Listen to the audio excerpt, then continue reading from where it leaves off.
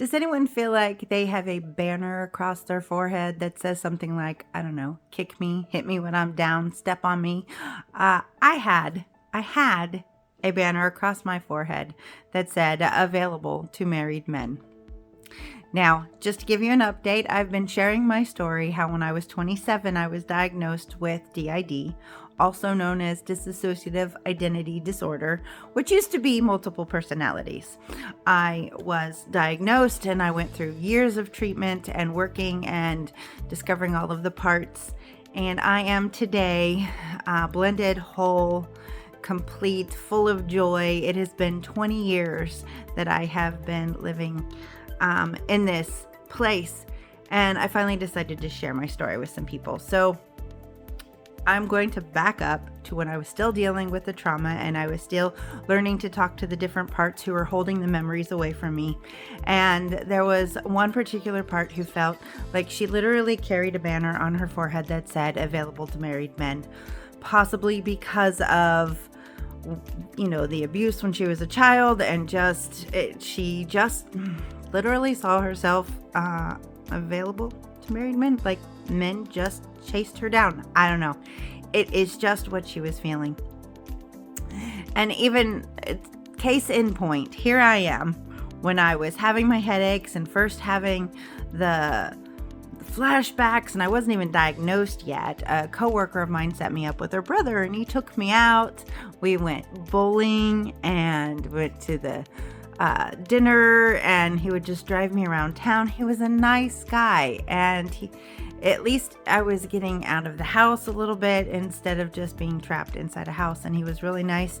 And after our second date, he shows up at work with flowers, and I'm working with the preschoolers, and all the kids are just like, oh, look at your beautiful flowers. And then he tells me that he has to go meet up with his wife, and I'm like, excuse me?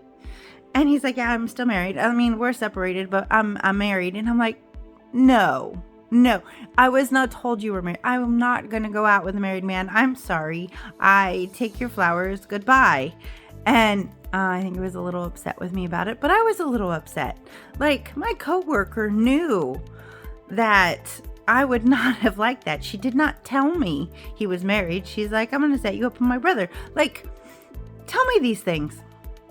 So a few years later, I've been diagnosed. I'm now working on my trauma, and I'm working in an insurance office. So I'm in the office, and we get these clients in our office all the time.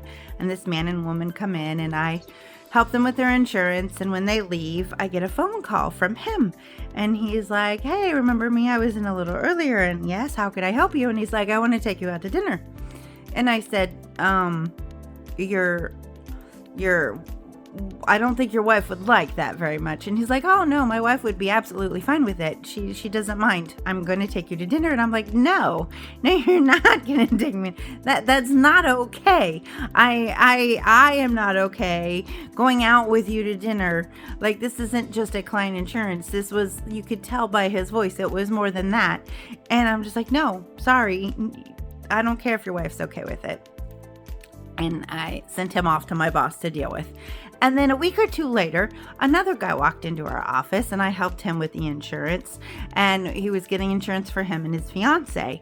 His fiance wasn't there. She was off in New York in another state, but she would be coming into town in the next month or two. So we walked downstairs so I can take photos of his car. And as we're walking through the parking lot, he's like, hey, I want to take you out for drinks. And I'm like, I'm sorry, you have a fiance. And he's like, she'll never know about it. Don't worry about it. Let's go out. And I'm like, no, you have a fiance. I'm not going to go out with you. But and I was so frustrated and so flustered. I remember walking into Leah's office to go to counseling, and I'm like, I have these words on my head, and these words say available to married men, and I want them off. I want them gone. I want married men to stop trying to flirt with me and stop trying to take me out, and this is ridiculous. This is not okay. I am not okay with this.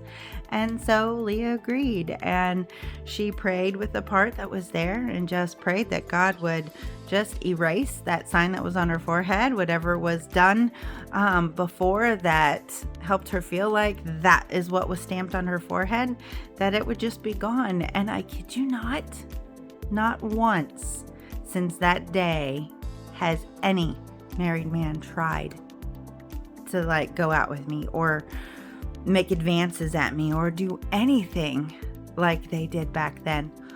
I'm telling you, God heard her prayers. God helped that part feel like they were no longer available to married men. That it gave that part of me freedom. It was amazing. And I sit and I'm like, what was really cool is I wanted to shout it from the rooftops and tell everybody, hey man, check out what God did. But no one was supposed to know I was divided, so I couldn't share it until now. And until now, when I'm breaking the silence and I'm letting you guys know what my life was like, what the different parts are dealing with, and what it was like to be me and have these issues and just take them before God and go, okay, God, here's one.